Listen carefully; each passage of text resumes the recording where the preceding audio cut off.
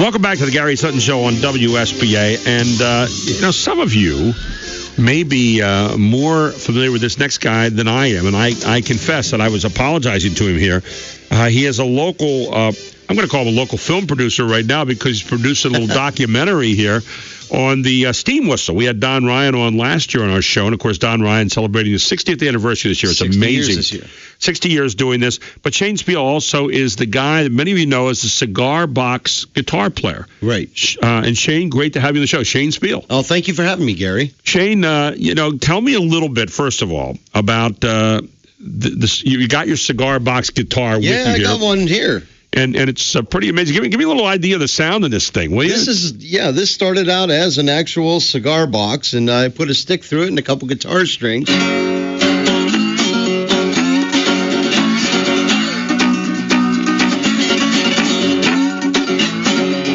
There we go. I'm impressed. Got a good sound to it. Now, What all do you have in there? What all the pieces? It looks like a little pie plate in there in the middle. This was a special one, and this is one I actually used as we'll talk about the film. But I put a pie plate in the middle of it to give it that old blues dobro sound to it. Got that echo chamber. Right. Yeah. And a regular cigar box. That's what it is. Regular cigar box and a stick from Home Depot, and I put a slide on my finger and I go. And this is the instruments that were used by the American poor back in the Depression era and even before. Wow. And being a blues guy myself, it was over 20 years ago. I was reading about all these old blues guys back in the 20s, and they were so poor that they had to build their own guitars. And as soon as I read that, it was like, that's the instrument for me. That's where I want to go with my music.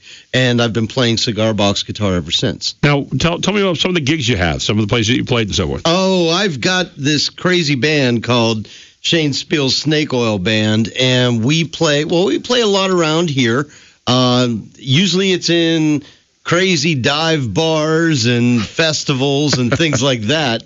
But we spent the past summer, we got ourselves a record deal with CB Giddy Records, and we had been playing a bunch of blues festivals and bigger events like that all summer long. It's pretty exciting. I would say, yeah. And, a strange calling, no question about it. And yet at the same time, you look at this and you have your own website where people go and actually look and see you playing the cigar box and what all other things that entail with that, right? Right, exactly. ShaneSpeal.com, SPEAL.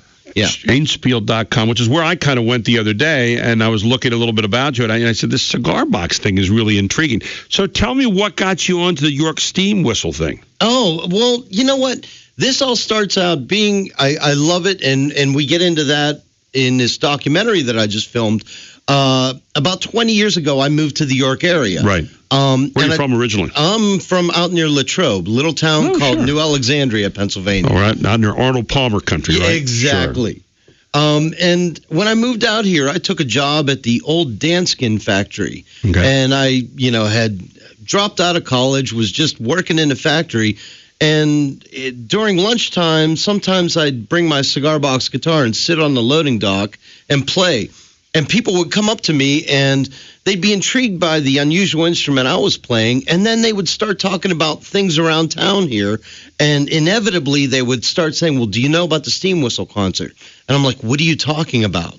And once I finally found out about it and I heard it, it was the most intriguing thing I'd ever heard in my life. I mean, York has this steam whistle concert every Christmas that is so unique to this area. I mean, people kind of take it for granted after a while, or, it's something to look forward to. But there is no other concert like this in the world now.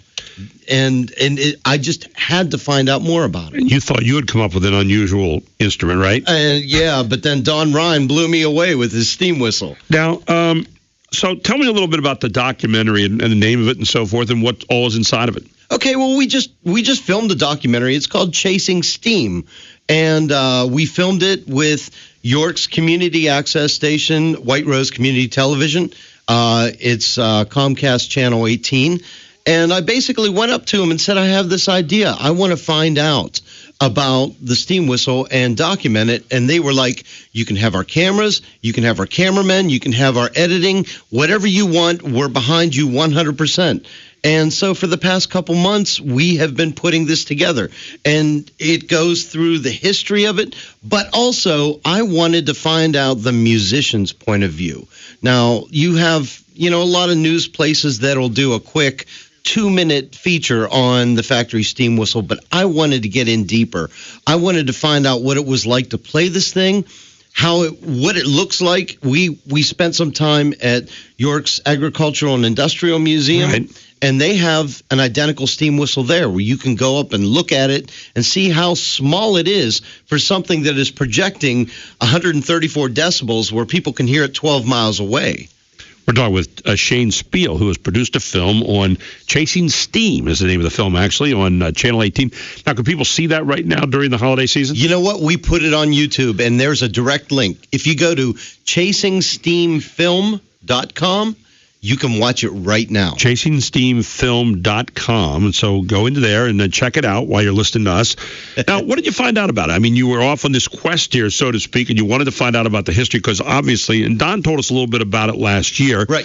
There's been some controversy along the way, too, by other people who claimed that maybe they were there. But what did you find out? What I found out was the steam whistle goes the whole way back to 1899. Okay. When New York Wire moved into York and bought up factory and put their operations there.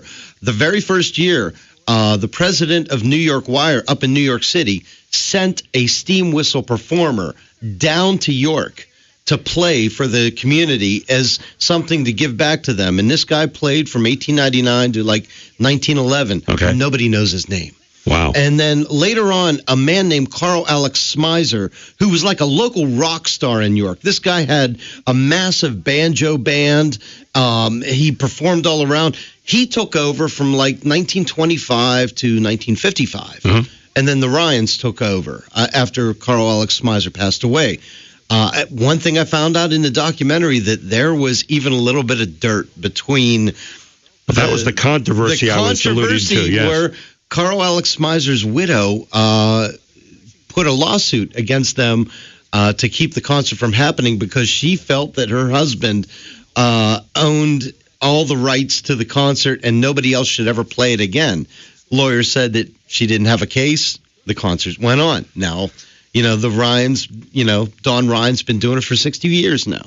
Now, they had to move it a few years ago, move the steam whistle, am I correct? Yes, they did. They moved it. The New York Wire shut down, and they took that steam whistle down and moved it to Mezzo Factory, which is right behind. It's like 2 blocks behind York Revolution Stadium. Yeah.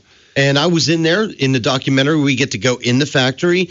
We get to walk around. I meet the plant manager. Don Ryan was in there. I get to put my hands on that controller and learn how it is to play this. Now, we did one thing that was completely off the wall with this documentary as well, because instead of just talking about the history and the steam whistle, I get into how to build one yourself. And me and a partner of mine from up in New Hampshire create our own steam whistle using homemade parts such as like an old bicycle pump, an air compressor, and in the documentary, I play the homemade version of the steam whistle in concert. Now, do we have any of that sound anywhere? It is the sound. I don't have it on me. Okay. And I wanted to bring that thing in here, but I'd have to bring in an air compressor too. So I figured, I better not. But it was my way of giving a totally unique documentary that has never been done. So not only is it a musician finding out about the musicians that played this, but it's also teaching people, just as a cigar box guitar is a homemade instrument, right. A cigar box was never meant to make music. We use parts and pieces in your garage to create your own steam whistle as well. How did Don Ryan and his son feel about that? They loved it. They loved it. Don has been such a sport because I come from left field in all this. And he was just having a blast in the interviews. And you could see it in his face as I'm talking to him. And then at one point I show him how I use a different cigar box guitar to approximate his steam whistle.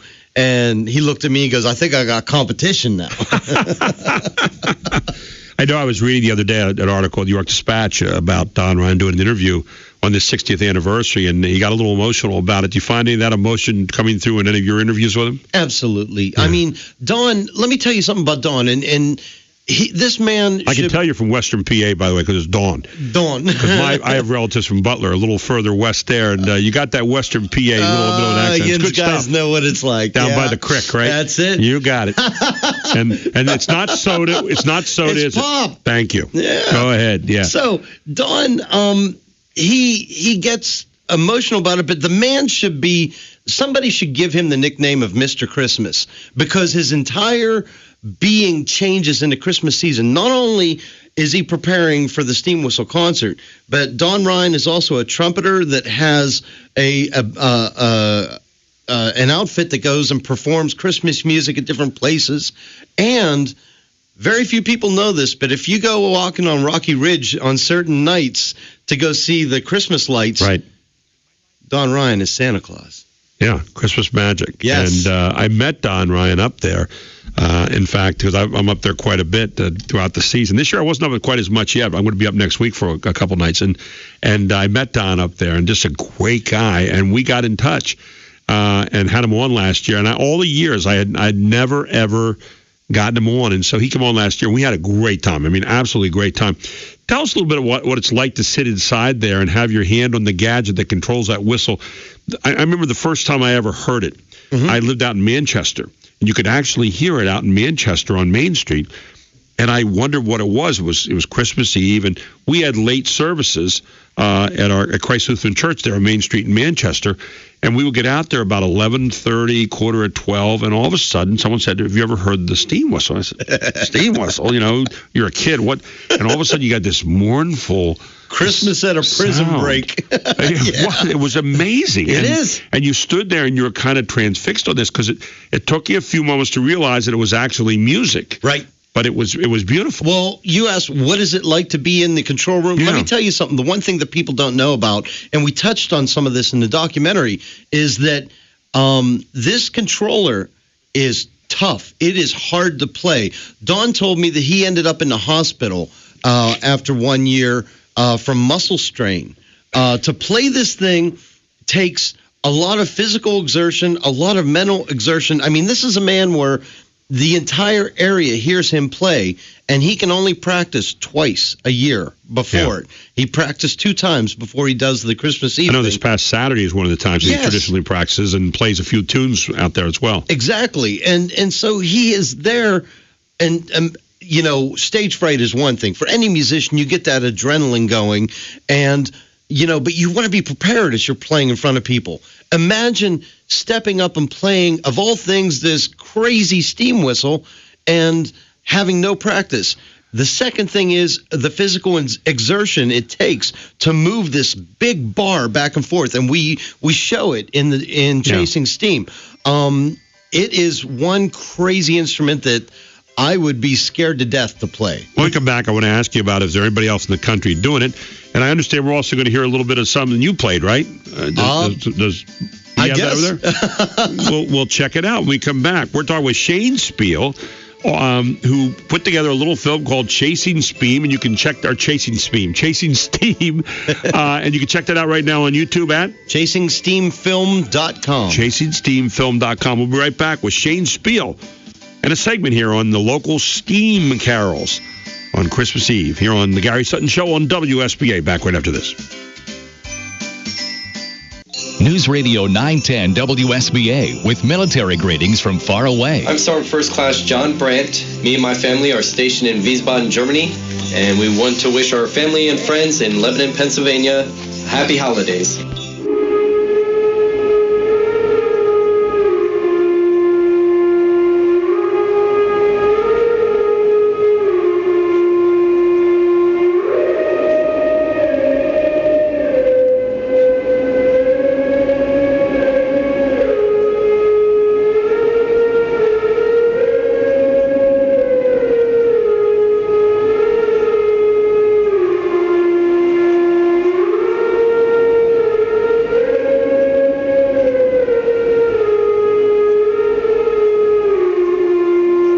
That is Don Ryan playing the steam whistle here in York.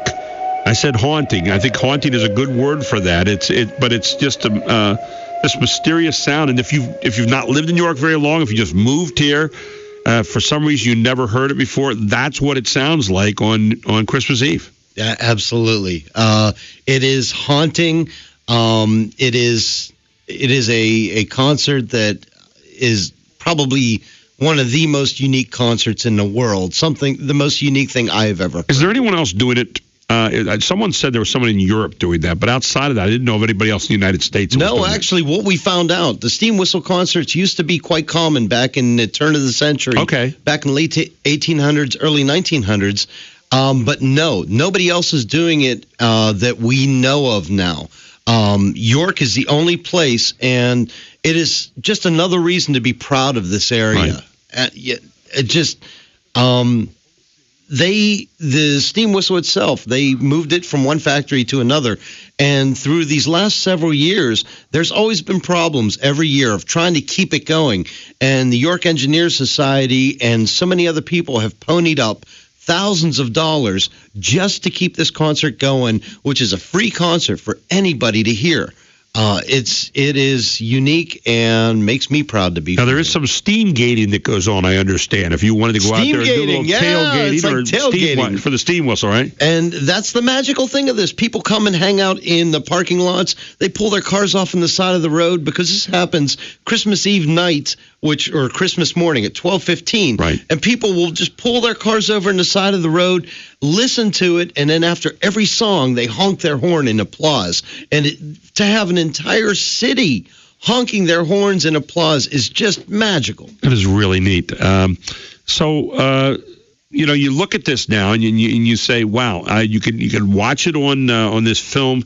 And again, the name of the website, I want you to keep on repeating that. ChasingSteamFilm.com. ChasingSteamFilm.com. And it's going to be airing on Channel 18, which is on Comcast, which is White Rose Community Television. There's been talk. I'm not sure if it's going to happen, but they were talking about running this documentary for 24 hours over Christmas, just like they would do Ralphie, you know? Right. It would be great to do that, and we'd love to have them do that. So where do you go now in the future? Here, you got your little taste of doing a documentary, and do you have another project out there that you're looking at going after? I would love to do more of this. Being that they were so helpful in putting stuff behind me, I would love to find out about the Weaver Piano Company that used to be in York. And then a pet project of mine, and people think I'm crazy. I want to do a documentary on the late, great Rebel O'Leary. Rebel O'Leary. Yes. And now you got me at a loss here. So tell me about Rebel O'Leary. Oh, you don't know about Rebel O'Leary. I did. Did he just drive around the car around in the here? Van that said the King of Country Music, James Rebel O'Leary. He was, I lead a band called the Snake Oil Band. Right. Rebel O'Leary was the greatest snake oil salesman of all time. He called himself the King of Country Music, and his band would play around here, and people said, now, I never got to see them. I moved in here after they broke up, but they said that it was just an ungodly, crazy-sounding country music with this man fronting the band calling himself the King of Country Music. Everybody I talk to who has ever seen him, as soon as I ask about it, they immediately smile and have to tell me a story that they have of Rebel O'Leary. So if I were to be given one more project, it would probably be to find out about him. Rebel O'Leary. I remember seeing this van around with that name on it. And it was always eye-catching. But I never, ever saw Rebel O'Leary in person. So let me ask you, now you got your cigar box guitar there. Could you play a couple Christmas songs on there? Let me see. This one is not set up for my Christmas stuff. What I did in Chasing Steam, I actually have the lyrics that I originally wrote in the back of a piece of cardboard. Instead of writing a Christmas song to go along with this documentary, I wrote almost like a Woody Guthrie type of song about working in a factory. Using my experiences of being in Danskin. You want to hear a quick bit of that? Give us part of that. We got about just under a minute to go here. Okay, here we go.